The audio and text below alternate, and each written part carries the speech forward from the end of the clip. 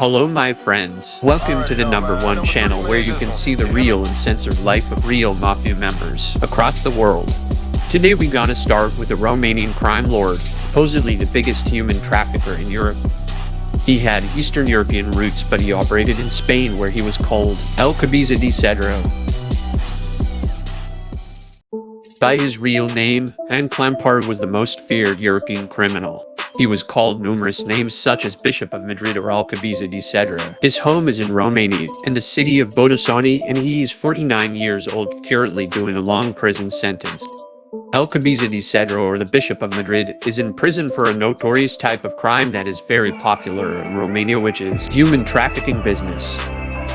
Human trafficking, also known as trafficking in persons, is a crime that involves compelling or coercing a person to provide labor or services, or to engage in commercial sex acts. Pimping, if you want to call it this way, but a Romanian crime boss took it to another level. Romanian prosecutors are accusing El Cabeza de Cerdo that he forces young Romanian girls to practice prostitution in Spain, and he even smuggles them into the country.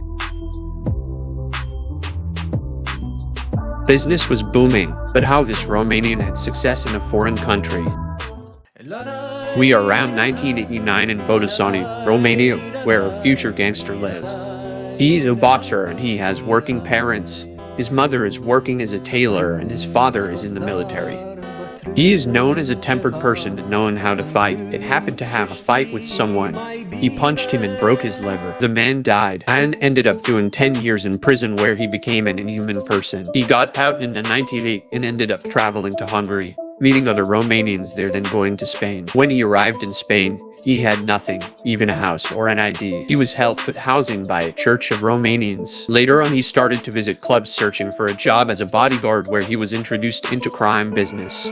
And we are talking about crime groups, not nightclubs, and the so-called bodyguard means enforcer. So he started doing dirty jobs for pimps from Spain, earning big money, not least earning people. Later returning to Romania, more exactly in Sibiu, where he will evolve and become the leader of the biggest human trafficking organization. Between 2001 and 2004, he led the biggest prostitution network ever seen. His lieutenants were take poor women from Romania, telling them they will give them jobs in Spain. Unfortunately, when they arrive, they will become sex slaves. In Madrid, El Cabeza de Cerdo had over 1,000 girls, with 150 working per night, where a single girl made around 300 euros. His so-called employees, the girls, had new identities with barcodes tatted on them and put under strict rules like wearing the same clothes and do not talk to each other. Some say they were even tortured. That's why and was called also the one who hates women. His women weren't allowed to accept Romanian clients. El Cabeza de Cerdo got so powerful that he expanded his business over more European countries like Czech Republic, Hungary, and UK. That's how he became the most wanted Romanian in Europe. He had so many connections and he was so powerful that he stayed 8 years on the run in Spain before he surrendered in 2011. A lot of his lieutenants were arrested and the organization started to fall. Clampar surrendered in 2011 in September, and in April 2015 was deported back to Romania, where he continued his 30-year sentence. Spain wars and Pope's right hand. Dorel Hania, known as the Godfather, was Clampar's lieutenant for 10 years. Clampar was arrested. Then he became the new boss of what Clampar has started. Dorel the Godfather makes the organization pimping business into extortion. They made card crackers, home intruders, and all types of criminals pay for protection. Their protection from Dorel's crew. If they didn't obey, they had to endure terrible beatdowns, some of them deadly, because his crew was made of all kind of boxers and bodybuilders. They took steroids to look bigger and tougher, plus other substances that damaged their judgment, but we gonna talk about this later in the video. Those kinds of things made Dorel's men feared. They beaten people so badly that some of their victims are not able to talk even to this day. You wonder how the law enforcement didn't ask questions about how he made his money. Well, he was driving an S-Class, but when the court hearings took place, he showed up looking like a bum, dirty clothes, and he didn't wash for days before court to stink and be more convincing. He also was a dope head, using to snort cocaine every time he could. That's why the judges and prosecutors didn't count him, because they thought he is just a drug addict, not a gang boss. Dorel's fall. I said earlier he was a cocaine user and he lost his judgment. That made Hania to lose his power. He was very violent with his people and made them hate him.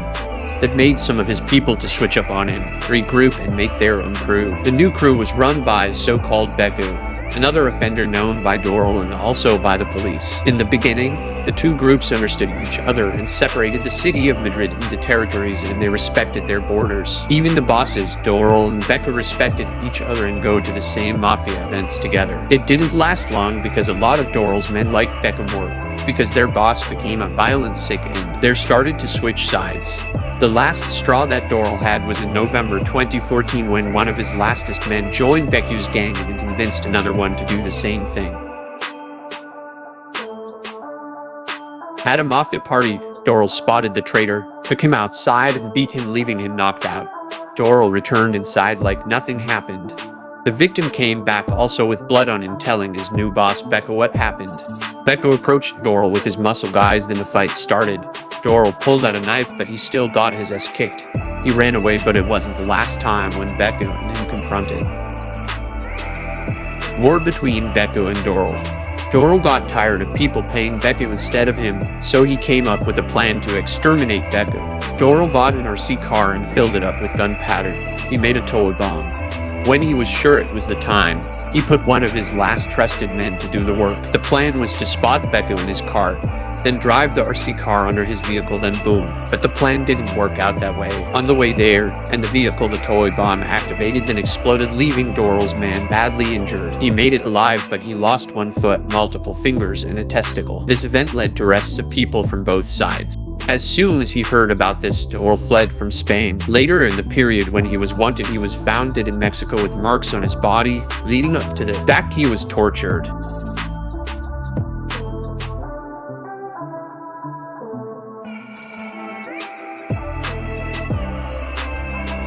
The stripper.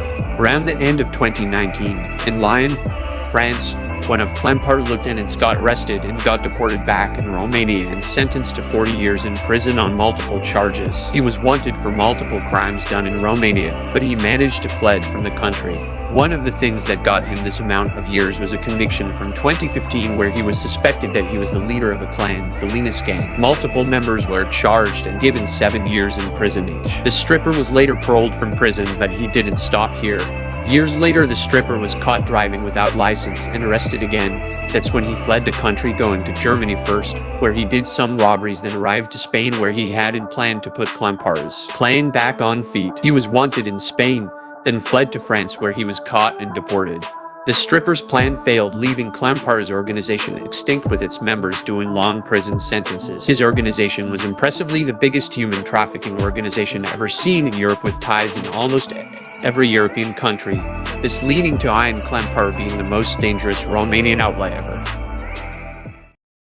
I hope you enjoyed my video. Don't forget to give a thumbs up to this video and subscribe to my channel. Leave a comment down below your opinion about my video or any you have on the next video.